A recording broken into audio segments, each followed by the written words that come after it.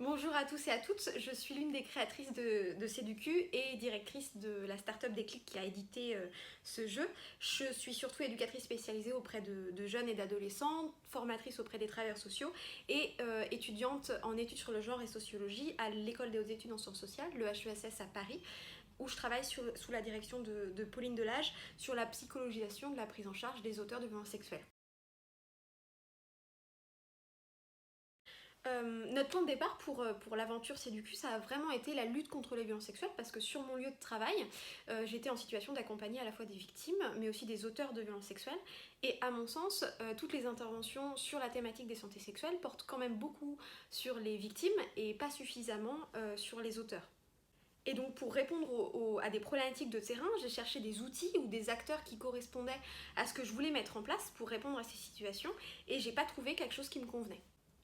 D'abord, je ne me reconnaissais pas dans le positionnement majoritaire qui est aujourd'hui à l'œuvre dans l'éducation sexuelle, que j'ai tendance à appeler les informations descendantes, avec l'idée généralisée que la sexualité est une affaire d'adultes et que les jeunes sont des sujets à éducation, avec l'idée partagée en fait que ces jeunes ne savent rien et qu'il faut tout leur apprendre.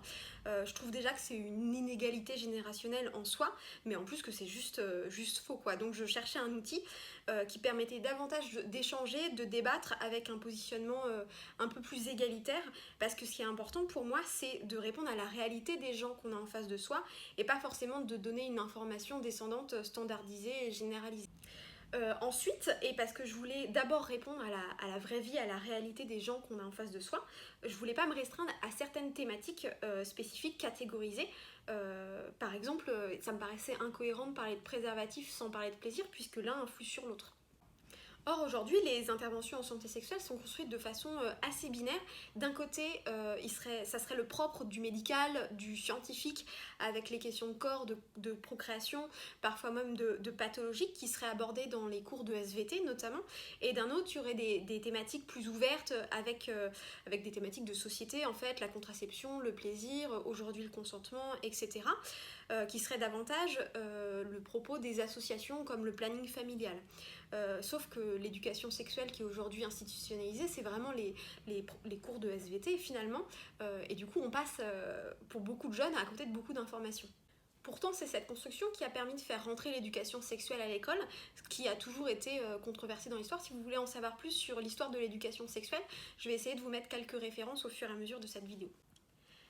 Et aujourd'hui, il y a finalement peu d'outils qui parlent de différentes thématiques, donc c'est pour ça qu'on a fait en sorte que Séducu parle tout autant de contraception, de pornographie, de prostitution, de plaisir, de drague, etc. etc.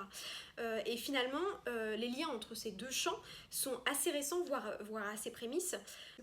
Et c'est grâce à la redéfinition de la thématique de la santé sexuelle sous l'angle de la santé publique que l'éducation sexuelle a réellement pu s'institutionnaliser. D'ailleurs, on utilise partout le terme santé sexuelle. La question de la prévention des infections sexuellement transmissibles est du coup centrale, et bien qu'elle est extrêmement importante, bien sûr, le focus mis sur les risques de la sexualité conduit nécessairement à faire des interventions qui martèlent des messages négatifs. Attention au sida, attention aux grossesses non désirées, attention au viol, etc.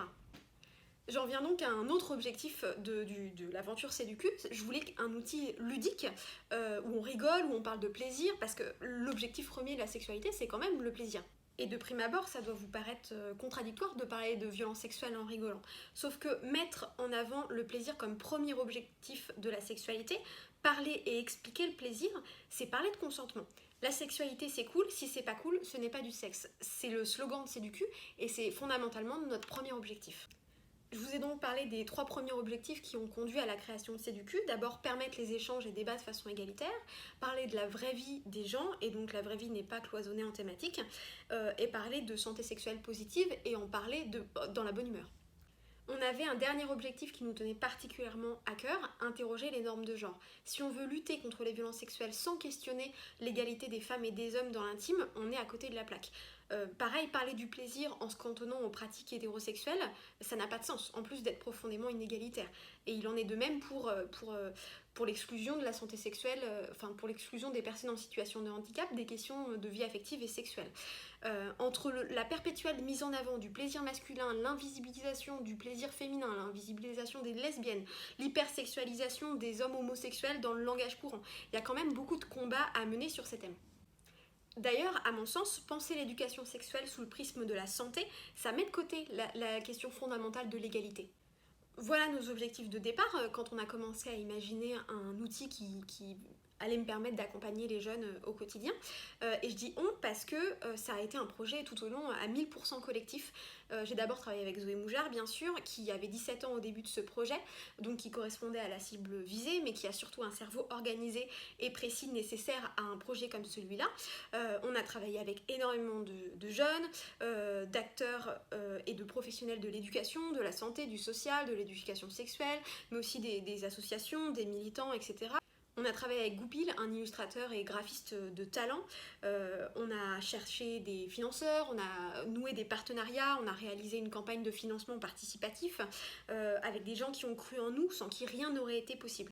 Et aujourd'hui, avec Zoé Moujard et toujours avec toutes ces personnes soutenantes, on a monté une start-up qui s'appelle Déclic pour éditer des outils sur des thèmes de société, pour former des professionnels qui le souhaitent à intervenir avec l'outil Séducu et nos autres projets.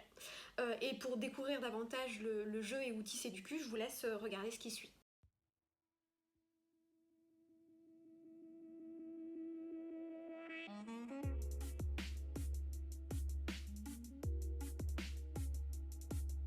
Déplier le plateau du jeu, c'est bon. Placer les pions sur les cases Start. Sortez le paquet plaisir de la boîte. Assurez-vous que les cartes des 2 paquets restants, le paquet Sédu et le paquet Q, soient dans l'ordre. C'est quoi le paquet Sédu et le paquet Q? Alors ça c'est le paquet Sédu et ça c'est le paquet Q. Qui veut être le maître du jeu?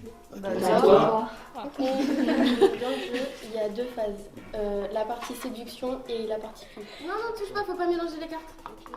Choisis ton personnage parmi les 4 cartes à tirer et jette les autres. Donc les cartes 1, 2, 3 et 4. Pendant la partie, tu dois choisir un personnage. Je préfère Solène. Moi.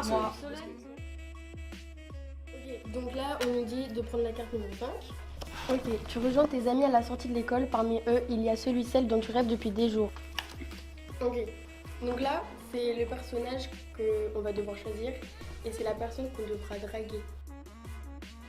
Fille ou garçon, alors choisis. Max, il est bien en vrai. Ouais, ça va. Allez, on fait Max. Salut, ça va Max. Ok, donc ça c'est le numéro de la carte. Ça c'est le numéro de la carte que je dois prendre après. Et ça c'est les cartes qu'on jette. Et on va prendre la carte 14. En fait ça va être la réponse de Max. Super, et toi? On répond. Je me demandais, ton père il est pas militaire parce que t'es une bombe. C'est plutôt à elle de lui parler. Quoi de neuf?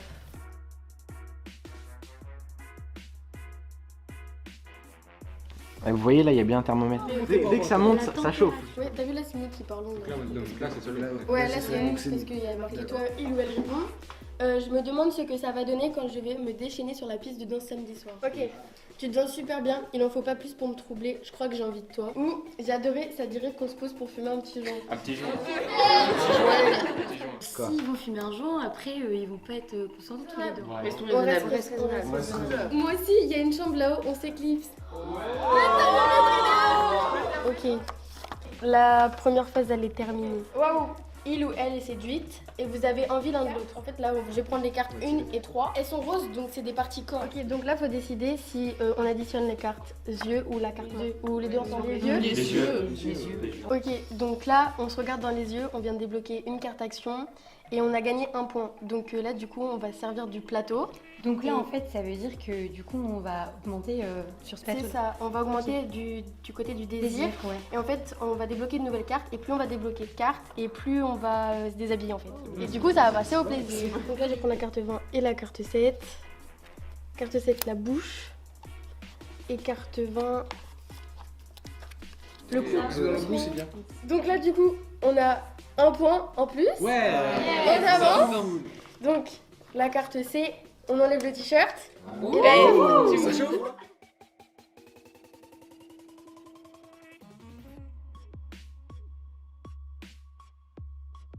Pardon, je suis pas trop les chouilles. Du coup, il faut trouver une autre solution. Par contre, tu peux mettre la bouche sur la poitrine. Plus 1. Voilà. Ah, le plaisir. Et là, c'est quoi? On a Piou. On enlève le pantalon. Les sous-vêtements. Ouais, Tu as un préservatif ou une digue buccale sur toi. Bah attends, je crois qu'il y a un dico du cul dedans. On a même des QR codes. Digue buccale ou digue dentaire. Justement, la digue buccale est un carré de latex et moyen de contraception contre les IST pour les rapports buccaux, cunilingus, anulingus. Je connaissais pas, tu vois. Soit on répond non mais t'inquiète, je vais faire attention. Ou oui, j'en ai toujours quelques-uns sur moi. Oui, j'en ai quelques-uns sur moi. Oui.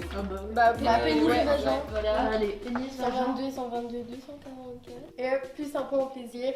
Et on a On n'a pas attrapé de maladie.